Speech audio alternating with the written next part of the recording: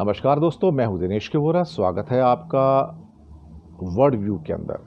दोस्तों, नेटवर्क की बहुत सारी समस्याओं के कारण हमें आज प्रोग्राम स्ट्रीम यार्ड की जगह एक दूसरी रिकॉर्डिंग के द्वारा करना पड़ रहा है, but I will expect my viewers to bear with अस।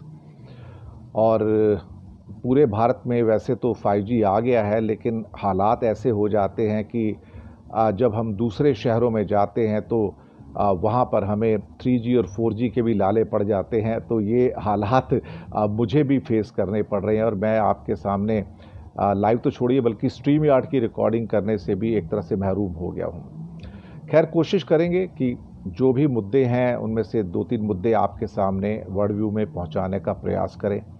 सबसे महत्वपूर्ण मुद्दा बांग्लादेश के साथ बिगड़ते हुए हालात का है, और दूसरा जो बहुत सारे दोषारोपण अमेरिका की डीप स्टेट के द्वारा भारत के अंदर जो इंटरफेरेंस है उसके बारे में हम बात करेंगे। लेकिन सबसे पहले मैं बात करना चाहूँगा कि बांग्लादेश के साथ जो हमारे संबंध हैं वो काफ़ी हद तक अब बिगड़ चुके हैं। और एक किस्म से कहा जाए तो प्रधानमंत्री मोदी ने शेख हसीना को दरअसल एक खुली छूट दे दी है कि तुम्हें जो वक्तव्य देना है तुम दे सकते हो। जो शरणागत होते हैं, अंडर असाइलम होते हैं, यानी कि जिन्होंने शरण ली होती है, उन्हें कभी भी किसी देश में इस बात की परमिशन नहीं होती कि वो कोई बात कर सकें। लेकिन मोदी जी एक बड़ा गेम खेल रहे हैं। उन्हें लगता है कि वो अब एक विश्व गुरु होने के नाते बांग्लादेश को धमका भी सकते हैं और जो मर्जी चाहे करें। तो ये विषय है जिसके ऊपर हम बात कर रहे हैं। पहले, अब भारत के साथ रिश्ते तो मजबूत हैं, लेकिन भारत के जो फॉरेन सेक्रेटरी विक्रम मिस्री जो थे वो पहुंच गए बांग्लादेश और उनकी मुलाकात होती है वहां पर वहां के ऑफिशियल से, और बाद में उनकी मुलाकात होती है मोहम्मद यूनुस साहब से। अब यूनुस साहब ने स्ट्रेट कह दिया कि भारत के साथ रिश्ते तो मजबूत हैं, लेकिन हसीना के बयानों से टेंशन बढ़ रही है। तो ये कहीं ना कहीं उन्होंने एक स्ट्रेट साफ गोई से इस बात को कह दिया है। शायद भारत को ये बात अच्छी नहीं लगेगी, लेकिन अल्टीमेटली भारत जिस ढंग से शेख हसीना को यूज़ कर रहा है और उसके कंधे पर बंदूक रख के गोलियां चलाने की कोशिश कर रहा है, वो शायद किसी भी देश को बर्दाश्त नहीं होगा। वहाँ के जो कुछ हिंदू संगठन हैं वो भी दरअसल भारत के इन जो सारे के सारे डिसीजंस हैं उसका विरोध कर रहे हैं कि अल्टीमेटली आपको अधिकार क्या है कि आप बांग्लादेश के अंदरूनी मामलों में हस्तक्षेप करो। क्योंकि जब कभी भी भारत के अंदर मुसलमानों पे या ईसाइयों के ऊपर बहुत बड़े रूप में अत्याचार हुए हैं, तो जब विदेशों से प्रतिक्रियाएं आई तो उसके बाद भारत ने कड़े रूप से कहा कि यह हमारा अंदरूनी मामला है और आपको हमारे अंदरूनी मामलों में हस्तक्षेप करने की कोई ज़रूरत नहीं है। इवन अमेरिका से जो रिलीजियस रिपोर्ट्स आती हैं, जो सालाना रिपोर्ट आती हैं, उसको भी भारत हमेशा रिजेक्ट करके, और ये कहा जाता है कि अमेरिका को भारत की स्थितियों के बारे में पता नहीं है और वो अनइन्फॉर्म्ड हैं, और जो उनके पास जो डेटा आ रहे हैं जिसके बेस पे वो हमें बताने की कोशिश कर रहे हैं वो एक अलग किस्म की चीज़ है। लेकिन विक्रम मिस्री जो कि भारत के सेक्रेटरी हैं, फॉरेन सेक्रेटरी हैं, उनका कहना है कि हमें तो बांग्लादेश की सरकार के साथ काम करना है, दोनों देशों के बीच अहम रिश्ता है। ये विदेश मंत्रालय, मैंने पहले भी कहा, जो फॉरेन मिनिस्ट्री है वो अलग ढंग से बिहेव कर रही है, और जो बीजेपी और उनके छुटभैये हैं वो अलग ढंग से बिहेव कर रहे हैं। लेकिन सबसे अलग ढंग से अगर कोई बिहेव कर रहा है जो कि एक किस्म से डबल क्रॉस कर रहा है वो है नरेंद्र मोदी। क्योंकि नरेंद्र मोदी एक तरफ शेख हसीना को प्रवोक करके उनसे सारे के सारे डेली अब डायलॉग्स बुलवा रहे हैं, और दूसरी तरफ वो एक अपना विदेश सचिव यानी कि फॉरेन सेक्रेटरी को बांग्लादेश भेजते हैं ताकि टेंशन कम हो। और उनके जितने बाकी छुटभैये हैं, बजरंग दल हो गए, विश्व हिंदू परिषद हो गए, ये तो रोजाना सर पर चढ़कर बैठे हैं और कहते हैं कि बांग्लादेश के ऊपर चढ़ाई कर दो, बांग्लादेश के अंदर सेना भेज दो। और कुछ तो लोग अब ये कहना शुरू हो गए हैं, बजरंग दल और विश्व हिंदू परिषद वाले, कि बांग्लादेश के 4 टुकड़े कर देने चाहिए और भारत और बांग्लादेश के बीच में एक बफर हिंदू स्टेट बना देना चाहिए।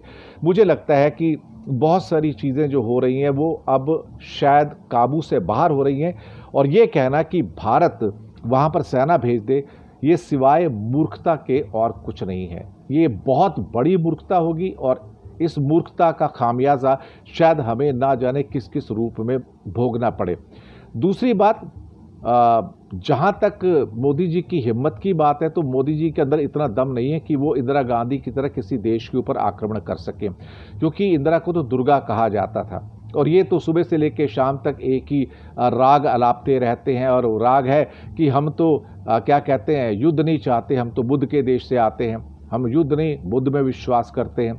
तो ये आदमी कैसे अटैक करेगा, ये आदमी कैसे प्रॉब्लम को सॉल्व करेगा? नरेंद्र मोदी की एक आदत रही है कि वो प्रॉब्लम को सॉल्व नहीं करते, वो प्रॉब्लम को और कॉम्प्लिकेट करते हैं, उसके अंदर कैंसर ढूंढ लेते हैं। और अब यही जो है वहाँ पर हो रहा है।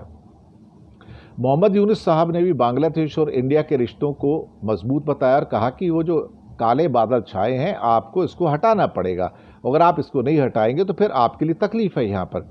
ये बात भी सही है। अब सवाल ये पैदा होता है कि हिंदुओं पर जो हो रहा अत्याचार है उसका मुद्दा उठाया। इंडिया कोई हिंदू कंट्री तो है नहीं जो मुद्दे उठाए जा रहे हैं। अब हिंदू कंट्री कहने को तो नेपाल भी एक टाइम में था, अभी हालांकि अभी वो भी सेकुलर है, लेकिन नेपाल से तो कोई ऐसी आवाज़ उठती नहीं कि हमारे हिंदू खतरे में। तो आप ये कहिए, नेपाल की ओर से मैंने कोई स्टेटमेंट नहीं देखा जो बांग्लादेश की सरकार के लिए आया हो। लेकिन भारत के अंदर तो कोई छोटा मोटा छोट भैया भाजपा वाला या आरएसएस वाला या वीएचपी बजरंग दल वाला रोज उनके नए नए अपना इश्यूज आते रहते हैं। ऐसा लगता है कि जैसे 1.5 करोड़ हिंदू इनके अपने सगे हैं। जो यहाँ पर जो अल्पसंख्यकों के प्रति, या जिसे कहा जाए कि जो यहाँ माइनॉरिटीज़ है इंडिया में, उसके प्रति जो इनका रवैया है वो तो खुद ही बहुत खतरनाक है। अब यहाँ पर मेल मिलाप जहाँ तक बढ़ रहा है वो ठीक है, लेकिन विक्रम मिश्री साहब कहते हैं कि जहाँ से हमने छोड़ा था वहीं से शुरू करना चाहते हैं। अब एक तरफ तो मोदी जी फॉरेन सेक्रेटरी को भेजते हैं और दूसरी तरफ वो शेख हसीना को प्रोवोक करते हैं कि आप लगातार बातें करते रहिए। क्या कुछ ऐसा हो रहा है? हालांकि कुछ तो अब विश्लेषक ये भी कहने की कोशिश कर रहे हैं कि भारत अब डायरेक्टली बांग्लादेश के अंदर इंटरफेयर करके वहां पर अपनी मनमर्जी की सरकार स्थापित करना चाहता है। इसका मतलब ये है कि जो इल्ज़ाम लगाया गया था कि अमेरिका इज़ डीस्टेबलाइजिंग इंडिया, या अमेरिका का डीप स्टेट जो है इट इज़ डीस्टेबलाइजिंग इंडिया, क्या इंडिया है इस समय जो बांग्लादेश को डिस्टेबलाइज कर रहा है? क्या इंडिया अपनी मर्जी से वहाँ पर जो एक ऐसा शासक स्थापित करना चाहता है जो इंडिया की मर्जी वाला है? तो ऐसा तो होगा नहीं। उनका अपना देश है, वो किस ढंग से उनको आगे बढ़ना है, क्या करना है क्या नहीं करना है, ये उनकी मर्जी है, उनका कंट्री है ये। और ये कहना कि उस कंट्री में इतने हिंदू हैं उनके ऊपर खतरा है, तो फिर हिंदू तो बहुत सारी जगह पे हैं। 3 करोड़ भारतीय बाहर रहते हैं, उसमें कम से कम 2-2.5 करोड़ तो हिंदू ही हैं। इवन अमेरिका के अंदर जाएंगे तो वहाँ भी आपको पता लगेगा कि कम से कम नहीं तो आपको 25, 30, 40 लाख के करीब आपको हिंदू वहाँ नज़र आ जाएंगे। और भारत से जो शेख हसीना बयानबाजी कर रही हैं, ये अपने आप में एक बहुत ज़्यादा डेंजरस कदम हो रहा है। और मैं ये समझ के चलता हूँ कि जब तक शेख हसीना अपनी इन हरकतों से बाज नहीं आएगी, बल्कि शेख हसीना को तो मोदी जी कह रहे हैं, प्रूव कर रहे हैं, अब तो ये बात क्लियर हो गई है। अदरवाइज भारत में असाइलम लेकर, शरण लेकर, और अगर आप ये सारे के सारे मुद्दे उठा रहे हैं तो फिर आपको तो बड़ा फिर उसके बाद हालात आपके काबू से जब बाहर हो जाएंगे तो फिर इसका मतलब है कि चीज़ें बिल्कुल मुश्किल से नामुश्किल होती चली जाएंगी। ये भारत के बांग्लादेश में सिर्फ एक ही पार्टी से अच्छे संबंध है, वो भी अवामी लीग थी। लेकिन जहाँ तक जमात इस्लामी की बात है या बीएनपी की बात है, जिसे बांग्लादेश नेशनलिस्ट पार्टी कहते हैं, उसके साथ तो भारत ने कभी संबंध रखे नहीं। और अब चुनाव होगा तो बीएनपी चुनकर आएगी, खालिदा जिया चुनकर आएंगी, तब आप क्या करेंगे? तो आप उस कंट्री में अपनी मर्जी से अपनी सरकार, अपने नेता वाली सरकार, अपनी पार्टी वाली सरकार चुनकर नहीं ला सकते। आप उसको भारत का एक एक्सटेंशन या भारत का एक राज्य ना समझें। बांग्लादेश की अपनी आइडेंटिटी है, जो 1971 में एक युद्ध के दौरान जब सारा का सारा हुआ था पाकिस्तान के साथ, वहाँ से बांग्लादेश का जन्म हुआ था। लेकिन ये कह देना कि बांग्लादेश के अंदर हमारी मनमर्जी चलेगी, ये तो बिल्कुल ही गलत हो जाएगा। अब यहाँ पर कुछ और लोग भी हैं जो जिसमें एक बात कही जा रही है कि बांग्लादेश के कुछ हिंदू नेता भी हैं यहाँ पर, और वो कह रहे हैं कि आप बांग्लादेश के अंदर इंटरफेयर कर रहे हैं। एक शख्स है वहाँ के, गायेश्वर चंद्र राय, गायेश्वर चंद्र राय जो हैं वो कहते हैं कि आपको किसने ये हक दिया कि आप बांग्लादेश के अंदरूनी मामलों में दखल दें। उनका ये कहना है कि भारत बांग्लादेश के पॉलिटिकल जो क्या कहते हैं कि जो पार्टीज़ हैं उसको कंट्रोल करने की आदत से बचे। और वो बीएनपी की स्टैंडिंग कमेटी के मेंबर हैं गायेश्वर चंद्र राय। उन्होंने आज 10 दिसंबर को ये कहा कि देश की जनता इतनी समझदार है, उनको पता है कि कौन किस काम के लिए सक्षम है और इसके लिए उन्हें बाहर से सलाह लेने की ज़रूरत नहीं है। वो जब बीएनपी के संस्थापक ज़ियाउर रहमान की कब्र पर श्रद्धांजलि अर्पित करने गए तब उनसे भारत के साथ बांग्लादेश के रिश्तों पर सवाल किए गए और उन सवालों के जवाब में उन्होंने भारत पर बांग्लादेश के अंदर इंटरफेरेंस करने का आरोप लगाया कि किसी भी आज़ाद मुल्क के लिए उसके घरेलू मामलों में किसी दूसरे मुल्क की दखलंदाजी करना वहाँ के लोगों को पसंद नहीं है और बांग्लादेश एक आज़ाद मुल्क है और यहाँ के लोगों के पास इतनी समझ है कि वो फैसला ले सकें कि कौन क्या जिम्मेदारी संभाल सकता है और इसके लिए बाहर से सलाह लेने की ज़रूरत नहीं है और अगर ज़रूरत लगी तो हम विदेशों से सलाहकार ला सकते हैं। ऐसे मामले में यहाँ पर जो गायेश्वर चंद्र राय जो है उनका कहना है कि भारत हमारा पड़ोसी मुल्क है और अगर हमारी फ्रेंडशिप हितों और सम्मान पर आधारित होगी तो दोनों देशों के लिए लाभदायक होगा और भविष्य भी पॉजिटिव होगा। मुझे लगता है कि बहुत सारे इशू जो वहाँ से निकल कर आ रहे हैं वो इस दिशा की ओर जा रहे हैं जहाँ पर चीज़ें कुछ लोग तो सुधारना चाहते हैं लेकिन कुछ लोग ऐसे हैं जो चीज़ों को बिगाड़ना चाहते हैं। जैसे कि एक स्टेटमेंट शेख हसीना का और आज आ जाता है, वो कह देती कि मोहम्मद यूनुस साहब जो हैं वो फासिस्ट हैं और वो दरअसल देखा जाए तो वहाँ पर हिंदुओं के ऊपर अत्याचार कर रहे हैं। अब अगर शेख हसीना भारत में बैठ के खुलेआम हमले कर रही है तो क्या अब जो इल्ज़ाम आ रहा है मोदी सरकार के ऊपर कि भाई क्या आप बांग्लादेश को डिस्टेबलाइज करने की कोशिश कर रहे हैं या क्या आप भी वही कर रहे हैं जो डोनाल्ड लू भारत में कर रहा था या डोनाल्ड लू ने कहीं और जाके किसी और देश में किया, तो क्या आपका इरादा भी वही है? तो क्या आप भी कुछ इस ढंग से बांग्लादेश के अंदर अपनी मनमर्जी की सरकार लाने के लिए क्या वहाँ पर डिस्टर्बेंस पैदा कर रहे हो? ये सही है कि बहुत जगह जो अन्य जो धर्मों के जो अनुयायी हैं, हिंदू हैं, ईसाई हैं, बौद्ध हैं, वहाँ पर अटैक हुए हैं, लेकिन वो अटैक तो भारत में भी हुए हैं। क्या मुसलमानों के ऊपर अटैक नहीं हुए? क्या 234 चर्च मणिपुर में नहीं जलाए गए भारतीय जनता पार्टी, आरएसएस और उनके राइट विंग सहयोगियों के द्वारा? ये तो सोचिए ना, वहाँ भी मैथीज ने उनको जलाया ना, तो हम कैसे उससे मुक्त हो सकते हैं? और जिस ढंग से आपके मस्जिदों के ऊपर हमले हो रहे हैं, लिंचिंग हो रही है और सब कुछ हो रहा है, मुसलमान बच्चों को 6-6 साल के बच्चे हैं उनको चप्पलें मारी जा रही हैं, जूते मारे जा रहे हैं, तो यहाँ पर भी तो वही हो रहा है। तो हम अपने गिराबान में तो झांकते नहीं हैं और हम दूसरे देशों में जो हिंदू रह रहे हैं उसके लिए हम बहुत चिंतित होने की कोशिश कर रहे हैं। मुझे लगता है कि अगर शेख हसीना को ही मोहरा बनाकर मोदी जी आगे चलना चाहते हैं और सोचते हैं कि वो बांग्लादेश की पॉलिटिक्स को कंट्रोल कर सकते हैं, तो मैं यकीन से कह सकता हूँ कि भारत के लिए बांग्लादेश के लोगों की नफरत और बढ़ती चली जाएगी और उसके बाद एक वक्त ऐसा आएगा कि चीज़ें हमारे कंट्रोल से बाहर हो जाएंगी।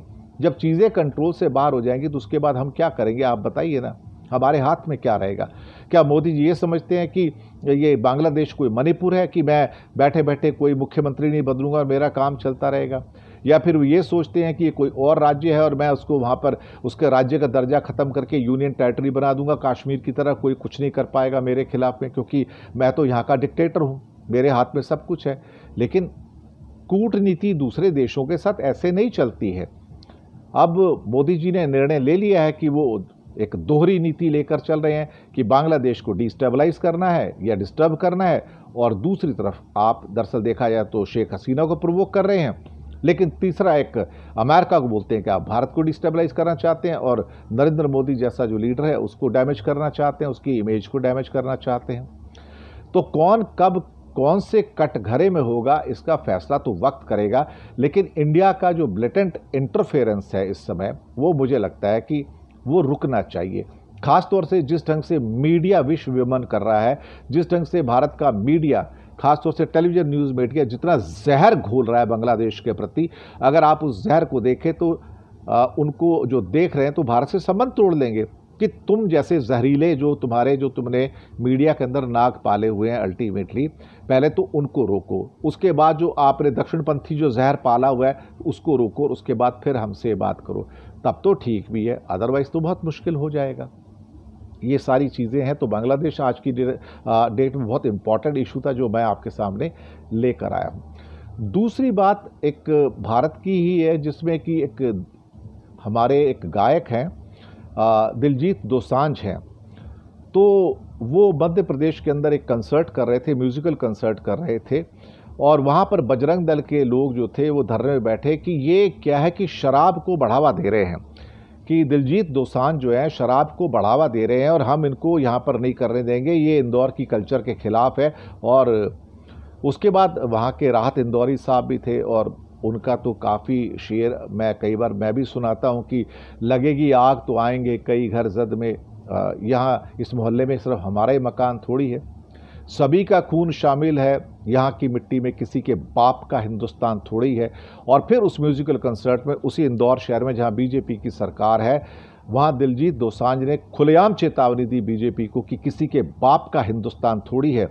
और जो कह रहे हैं मुझसे कि आप यहाँ पर आके पटियाला पैग वाले गाने सुनाते हो तो आप लोगों की कल्चर को ख़राब कर रहे हो, तो उनका कहना था पहले अपने मुख्यमंत्री से बोलो, जाके अपना जो तुम्हारे मध्य प्रदेश में शराब के ठेके हैं पहले उसको बंद करे, बाद में मुझसे कहे। शराब पे तो गाने पहले ही बनते रहे हैं, आज भी बनते हैं। गाने से किसी को अब मैं शराबी नहीं बना सकता। जब आप शराब पिलाते हैं तब लोगों को शराबी बना सकते हैं, ना ही मैं किसी के अंदर ड्रग्स की आदत डाल सकता हूँ। हम ड्रग्स को प्रमोट नहीं करते हैं। लेकिन उसने अपना कार्यक्रम जो था, दिलजीत दोसांझ ने अपना पूरा म्यूजिकल प्रोग्राम जो था राहत इंदौरी साहब को डेडिकेट किया और बजरंग दल के ऊपर काफ़ी तंज भी कसे। तो एक एक करके जिस ढंग से उनका जो ये रवैया आया, उसके ऊपर उसने लोगों का दिल जीत लिया। जब उन्होंने कहा ना किसी के बाप का हिंदुस्तान थोड़ी है, इसका जिक्र किया तो लोग तालियां बजाने शुरू हो गए।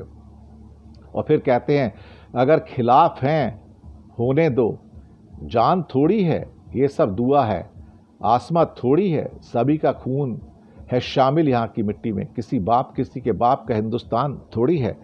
यानी कि हिंदुस्तान किसी की जागीर नहीं है और कोई हमें डिक्टेट ना करे कि हमें क्या करना है।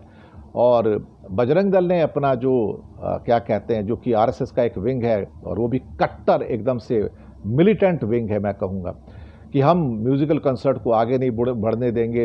इंदौर पुलिस से कहा कि इसको कैंसिल करो, लेकिन इंदौर पुलिस ने उसके ऊपर कोई एक्शन नहीं लिया और ये कहा कि ये देश विरोधी है, ये खालिस्तान का समर्थक है, ऐसे व्यक्ति को मैं माँ अहिल्या की नगरी में प्रोग्राम नहीं करने दूंगा।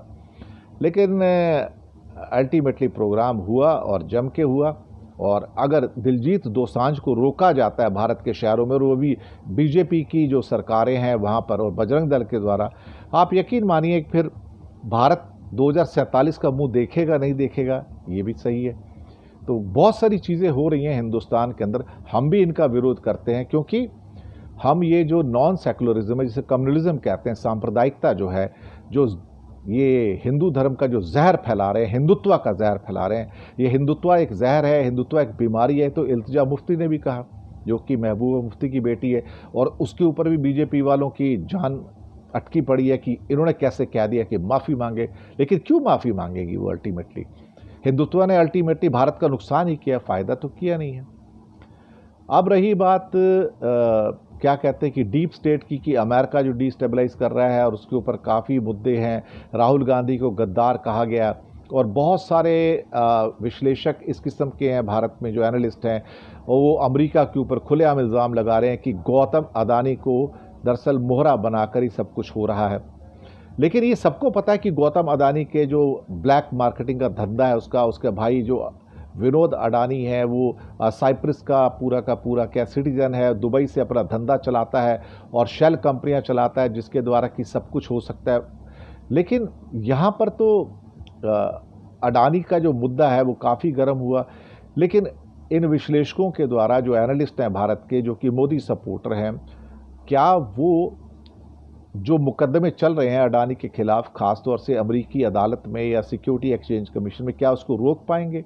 क्या उसको थ्रेटन करने की कोशिश कर रहे हैं? मतलब हालात तो ऐसे हो गए कि भारतीय जनता पार्टी ने तो अब अमेरिका को थ्रेटन कर दिया है कि अमेरिका क्या कर सकता है। ये अडानी को डैमेज करने का मतलब है कि भारत का जो ग्रोथ एजेंडा है उसको डैमेज करने की कोशिश कर रहे हैं। और जॉर्ज सोरोस के साथ कांग्रेस का कनेक्शन लगा के, सोनिया गांधी राहुल का कनेक्शन लगा के अब ना जाने क्या क्या कहने की कोशिश की जा रही है। और फिर वो मीडिया पार्ट की report, organize crime and corruption reporting project. दरअसल हर ओर से सिर्फ एक ही कोशिश हो रही है कि अडानी को कैसे बचाया जाए। अगर अडानी को नहीं बचा पाए तो भारतीय जनता पार्टी बर्बाद हो जाएगी, मोदी बर्बाद हो जाएगा, ये सही बात है। यही सारा का सारा चक्कर यहाँ पर चल रहा है और कोई भी नहीं है। मुझे लगता है कि इसीलिए अमेरिका के ऊपर जो इल्ज़ाम लग रहे हैं कि अमेरिका एक डीप स्टेट है और वो भारत को डिस्टेबलाइज करना चाहती है। और ये कहा जा रहा है कि वहाँ की जो डीप स्टेट है वो लेफ्ट विंग की विचारधारा है, उसका समर्थन करती है, जबकि भारत में इस टाइम राइट विंग की विचारधारा है जो इस टाइम काफ़ी हद तक सर चढ़कर बात करती है। और ये कहना कई विश्लेषकों का कि इस डीप स्टेट में मीडिया है, जुडिशरी है, सरकारी ऑर्गेनाइजेशंस हैं, बिजनेस के जो एक ऑर्गेनाइजेशंस हैं वो भी हैं यहाँ पर, तो वो सारे के सारे जो लेफ़्ट का जो विंग होता है उसको सपोर्ट करते हैं। तो मीडिया के अंदर भी जो अमेरिकी डीप स्टेट है जो कि इन्फ्लुएंस करती है और वो बहुत बड़ा पैसा भी जाता है उनको, मीडिया पार्ट को, OCCRP को। वो तो कहते हैं, अमेरिका की विदेश मंत्रालय तो एक्सेप्ट करते हैं कि हाँ मैं पैसा देता हूँ, लेकिन इसका मतलब ये थोड़ी कि मैं उनके एडिटोरियल्स को भी अपना इन्फ्लुएंस करूँगा। उसका मतलब ये थोड़ी है कि मैं इंडिया के अंदर आके डिस्टेबलाइज करूँगा। और उसका जो उन्होंने सारी की सारी जो क्रिटिसाइज़ किया है, जो कंडेम किया है भारत की मीडिया को या फिर उसके लिए सरकार को भी, कि आप कैसे कह सकते हैं कि मैं आपको डिस्टेबलाइज कर सकता हूँ। तो मुझे लगता है कि भारत अपने आप को, अडानी को बचाने के लिए अमेरिका के ऊपर अटैक करके एक बहुत बड़ी गलती कर रहा है। उसको लगता है कि मैं अमेरिका के ऊपर अटैक करूंगा तो चीन और रूस मेरा साथ देंगे और ये मेरा कुछ नहीं बिगाड़ पाएंगे। लेकिन क्या कहते हैं कि man proposes and God disposes. आप चीन और रशिया से तो सिर्फ इंपोर्ट करते हैं चीज़ें, उन्हें एक्सपोर्ट तो करते नहीं। सारा धंधा तो आपके वेस्ट के साथ है। यही सारी चीज़ें जब निकल के आती हैं तो फिर जयशंकर डरते हैं और कहते हैं नहीं नहीं, हम तो डी-डॉलराइजेशन में नहीं है, हम तो ब्रिक्स की करेंसी को सपोर्ट नहीं करते, अमेरिका हमारा बहुत बड़ा एलाई है, हम अमेरिका को नहीं छोड़ सकते। तो इंडिया का जो मोदी सरकार है वो दोगली नीति अपनाता है। और गौतम अडानी के जरिए दरअसल देखा जाए तो चुनौतियाँ तो पेश हुई हैं, लेकिन गौतम अडानी आखिरकार कब तक बचेंगे? और क्या डोनाल्ड ट्रंप इस पोजीशन में है कि वो इन्फ्लुएंस कर पाएँ? ख़ास तौर से जिसे क्या कहते हैं कि वहाँ की जो जुडिशरी है या डिपार्टमेंट ऑफ जस्टिस है, ये मुझे नहीं लगता है। मैं इन्हीं शब्दों के साथ अपना प्रोग्राम भी आज समाप्त करूँगा और मैं उम्मीद करूँगा कि आपका समर्थन हमें मिलता रहेगा। हमारे चैनल को, न्यूज़ टाइम को सब्सक्राइब कीजिएगा, हिम्मत हमारी बढ़ाइएगा और ख़ास तौर से हो सके तो यहाँ पर छोटा छोटा हमारा मदद भी कर सकते हैं। और इसके लिए नीचे UPI नंबर, GPay नंबर यानी कि बैंक अकाउंट नंबर भी दिया हुआ है। किसी एक को चुनकर छोटी सी मदद करके अच्छी जर्नलिज्म को बचाने में हमारा सहयोग कीजिएगा। तो मैं आप सबका बहुत शुक्रिया अदा करता हूँ और फिर जल्दी मिलने की कोशिश करेंगे एक और प्रोग्राम के द्वारा। तब तक मैं आपसे विदा लेता हूँ। बहुत बहुत शुक्रिया। Good night.